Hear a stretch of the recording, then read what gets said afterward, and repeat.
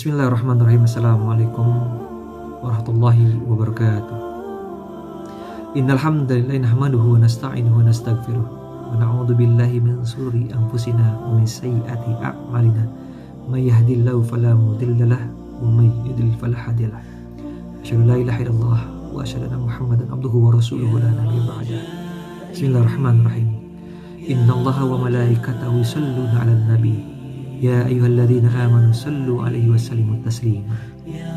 Syukur alhamdulillah senantiasa semoga kita semua diberikan rahmat, hidayah, iman Islamnya, dan juga salawat serta salam marilah kita junjungkan kepada baginda kita Nabi Muhammad sallallahu alaihi wasallam. Allahumma shalli wa sallim. Alhamdulillah, pada kesempatan hari ini izinkanlah saya ingin menceritakan sebuah kisah yang diberi judul yaitu yang sangat menarik. Air mata Rasulullah mampu mengguncangkan arsy. Allahu Akbar, Allahu Akbar. Kisah mengenai kehidupan Rasulullah SAW pasti tidak akan pernah habis-habisnya. Nabi SAW adalah sosok manusia sempurna yang kepribadian dan tutur katanya penuh hikmah. Akhlaknya sangat luar biasa, sehingga semua orang merasa kagum dan selalu mengikuti jejak langkahnya Rasulullah SAW. Dalam kisah para nabi dan rasul banyak diceritakan kisah keseharian maupun mukjizat Nabi Muhammad SAW. Dari sekian banyak kisahnya, ceritanya, ada satu kisah yang sangat menarik yang dapat menggetarkan hati kita, yakni saat Rasulullah SAW menangis sampai-sampainya tangisan Rasulullah mengguncangkan arsy, tempat singgasana Allah Subhanahu wa Ta'ala Azza wa Jalla. Kisah itu diceritakan saat Rasulullah SAW sedang tawaf di Ka'bah. Pasti kita semua merindukan Ka'bah dan merindukan Masjid Nabawi di mana makam Rasulullah SAW di sana. Rasulullah mendengar seorang di depannya sedang bertawaf dengan mengucapkan zikir, Ya Karim, Ya Karim. Lantas Rasulullah SAW mengikuti di belakangnya dan meniru ucapan si orang itu, Ya Karim, Ya Karim, Ya Karim. Lantas orang itu berhenti di salah satu sudut Ka'bah dan berzikir lagi dan mengucapkan dan berdoa, Ya Karim, Ya Karim, Ya Karim. Rasulullah yang berada di belakangnya mengikuti lagi zikir yang sama, Ya Karim, Ya Karim. Merasa seperti diolok-olokkan, orang itu menoleh ke belakang dan melihat seorang laki-laki yang gagah, lagi tampan, yang belum pernah dikenalinya. Orang itu berkata, Wahai orang tampan, apakah engkau memang sengaja memperolok-olokkanku? Karena aku ini adalah orang Arab Badui. Orang Arab Badui itu orang pedalaman yang tinggal di pedalaman Arab yang jauh di pedesaan. Kalau bukan karena ketampananmu dan kegagahanmu, pasti engkau akan kulaporkan kepada kekasihku Muhammad Rasulullah. Mendengar kata-kata orang Arab Badui itu, Rasulullah tersenyum lalu bertanya, Tidakkah engkau mengenali nabimu, wahai orang Arab? Belum, jawab orang Arab itu. Jadi bagaimana engkau beriman kepadanya sedangkan engkau belum pernah melihatnya? Tanya Rasulullah kepadanya.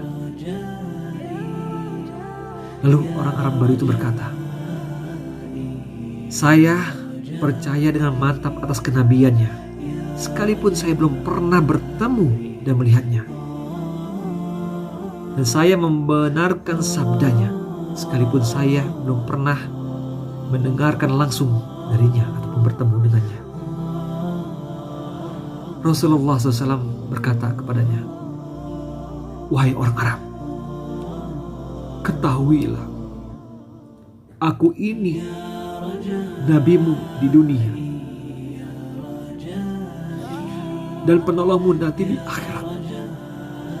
Lantas melihat Nabi di hadapannya, orang Arab itu tercengang, seperti tidak percaya. Orang Arab itu berkata, apakah benar Tuhan ini Nabi Muhammad? Lantas Nabi menjawab, iya, aku Nabi-Mu. Lalu orang Arab itu tunduk mencium kedua kaki Rasulullah SAW. Lantas Rasulullah menarik tubuh orang Arab itu dan berkata,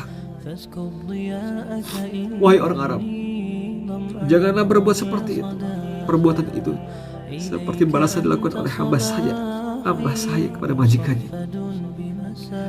Ketahuilah, Allah mengutusku bukan untuk menjadi orang yang takabur, orang yang sombong, yang meminta dihormati atau diagungkan, tetapi demi membawa berita gembira bagi orang yang beriman. Tapi aku membawa berita menakutkan bagi orang-orang yang mengingkarinya. Ketika itu malaikat Jibril alaihissalam turun membawa kabar dari langit dan berkata, ya Muhammad, Allah memberikan salam, mengucapkan salam kepadamu dan berpesan, katakanlah kepada orang Arab itu agar dia tidak terpesona dengan belas kasih Allah.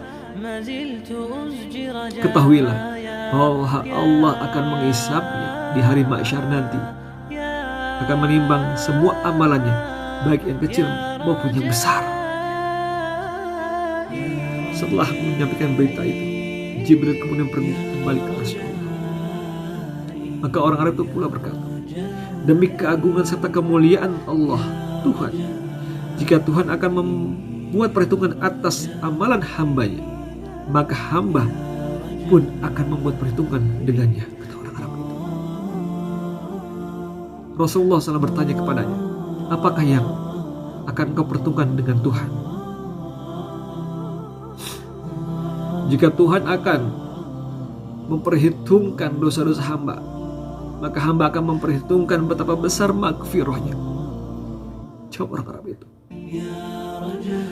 jika Allah Tuhan memperhitungkan kemaksiatan hamba, maka hamba akan memperhitungkan betapa luasnya pengampun Allah. Jika Allah memperhitungkan kekiran hamba, maka hamba akan memperhitungkan betapa kedermawannya Allah Subhanahu wa taala. Mendengar ucapan orang Arab itu, maka Rasulullah SAW pun menangis, mengingat betapa besarnya kata-kata orang Arab itu. Air mata Rasulullah SAW meleleh membasahi janggutnya. Melihat itu, malaikat Jibril pun turun seraya berkata kepada Rasulullah, ya Muhammad, Tuhan alaihissalam menyampaikan salam kepadamu dan berpesan, berhentilah engkau wahai Muhammad, kasih Allah. Sesungguhnya karena tangismu penjaga arsy lupa dengan bacaan tasbih dan tahmidnya, sehingga ia berguncang.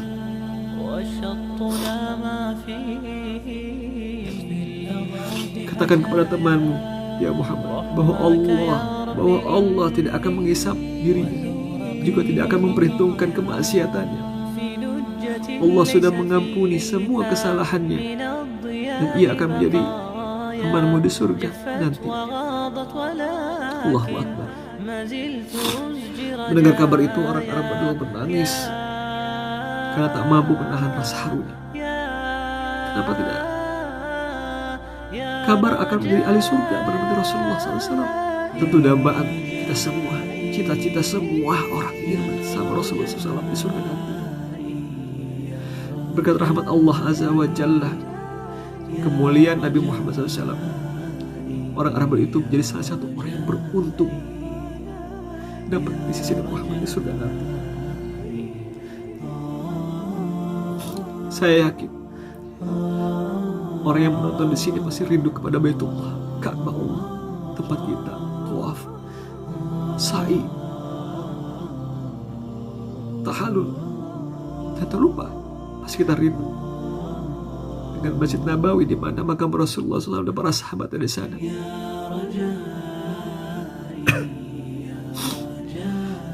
Semoga kelak kita bisa mengunjungi Baitullah dan mengunjungi makam Rasulullah SAW ke tanah suci. Semoga kita juga menjadi umat pilihan dan mendapatkan syafaat, bisa bertemu dengan Rasulullah SAW, bisa menemani beliau di surga nanti kelak. Bersalawatlah, karena Allah dan malaikat bersalawat, maka kita perbanyakkan salawat dan istighfar. Semoga kita menjadi ahli jannah, bisa bermukim di arsy Allah Subhanahu wa taala, di surga Allah bersama Nabi Muhammad sallallahu alaihi wasallam. Semoga kisah ini bisa menambah kecintaan kita kepada Allah dan Rasul-Nya. Sehat selalu. Barakallahu fikum. Terima kasih. Mohon maaf apabila ada kata-kata salah. Wabillahi taufiq wal hidayah. Wassalamualaikum warahmatullahi wabarakatuh.